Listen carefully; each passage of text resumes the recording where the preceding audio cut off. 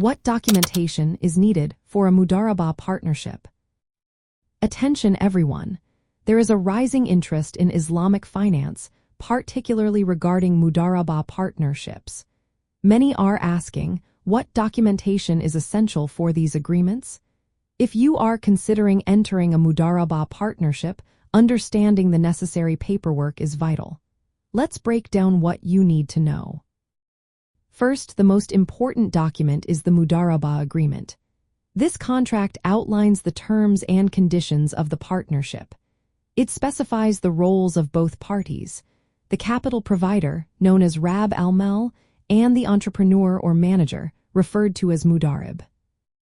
The agreement must include the capital amount, profit-sharing ratio, duration of the partnership, and termination conditions.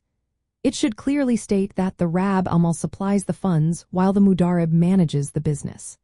Additionally, it needs to define how losses will be handled, typically borne by the Rab al-Mal unless caused by negligence from the Mudarib. Next, valid identification documents for both parties are required. This is necessary to verify their identities and legal capacity to enter into the contract. Acceptable forms of identification include national identification cards, passports, or other government-issued documents. Proof of capital ownership is also essential. Documentation must confirm that the Rab al-Mal owns the capital being invested. This ensures that the funds are legitimate and not sourced from prohibited means. While optional, a detailed business plan or proposal is highly recommended. This document outlines the business activities that the Mudarib will undertake. It helps the Rab al-Mal understand the investment's nature and assess potential risks. Moreover, there should be an agreement on financial records and a reporting mechanism. This includes how financial performance will be reported and audited. Clear procedures for profit calculation and distribution are also critical. Lastly, additional legal documents may be necessary depending on the jurisdiction. This may include registering the partnership with relevant authorities and obtaining any required licenses or permits for business activities.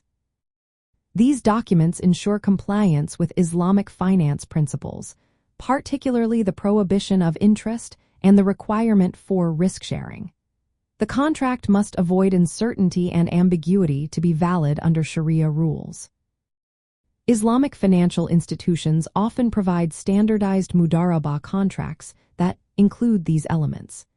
It is wise to consult with a qualified Islamic finance expert or Shariah advisor when drafting or entering into a Mudarabah agreement. This ensures all necessary legal and religious considerations are addressed.